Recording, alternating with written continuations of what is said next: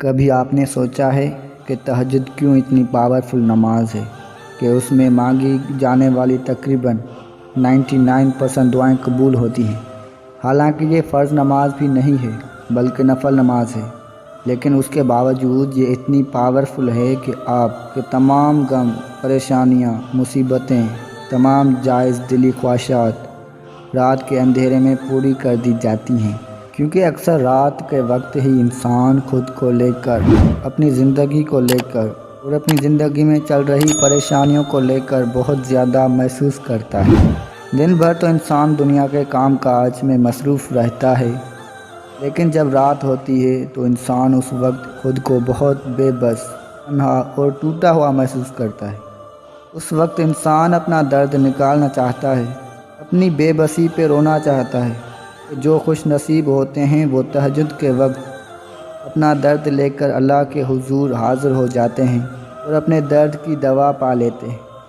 اللہ کے سامنے رو کر اپنے دل کو سکون پہنچاتے ہیں، کیونکہ سکون تو صرف اللہ کے حضور میں ہی ہے اور تہجد کے وقت میں ہی ہے۔ کچھ لوگ ایسے بھی ہوتے ہیں کہ اداس گانے سن کر، گناہ کر کے بستر پر لیٹے لیٹے رو کر بھی اپنا درد نکال لیتے ہیں، لیکن ایسے درد کی کوئی دوا نہیں ہوتی، نہ اللہ کے پاس اور نہ کسی انسان کے پاس۔ اگر سکون اور درد کی دوا پانا چاہتے ہو تو صرف اللہ کے حضور تہجد کے وقت کھڑے ہو جایا کرو، پرسکون اور اطمینان سے بھر جائے گا۔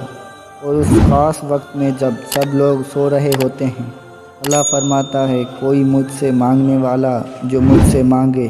اور میں اس کو عطا کر دوں۔ یقین جانیے یہ وہ وقت ہوتا ہے جب خالی جھولیاں بھر دی جاتی ہیں، یہ وہ وقت ہوتا ہے جب بے چین دلوں کو سکون ملتا ہے، اور یہ وہ وقت ہوتا ہے جب دنیا کی سب سے خوبصورت ملاقات ہوتی ہے، یعنی بندے کی اپنے رب کے ساتھ ملاقات۔ اس لیے تہجد کی نماز کو عام اور ہلکا مت سمجھیے، یہ بہت طاقت والی نماز ہوتی ہے اور بہت برکت والی نماز ہوتی ہے، لیکن اس کے ساتھ ساتھ ایک بات ضرور یاد رکھیے کہ کوئی بھی نفل نماز، چاہے وہ تہجد ہو یا کوئی بھی اور نماز ہو، تبھی اثر کرے گی جب پہلے فرض نماز کی ادائیگی ہوگی۔ پہلے 5 وقت کی نماز پڑھیں، تبھی تہجد کی نماز اثر کرے گی۔ اس لیے 5 وقت کی نماز پڑھیے اور اس کے ساتھ ساتھ تہجد میں اپنے لیے دعائیں بھی کیجیے،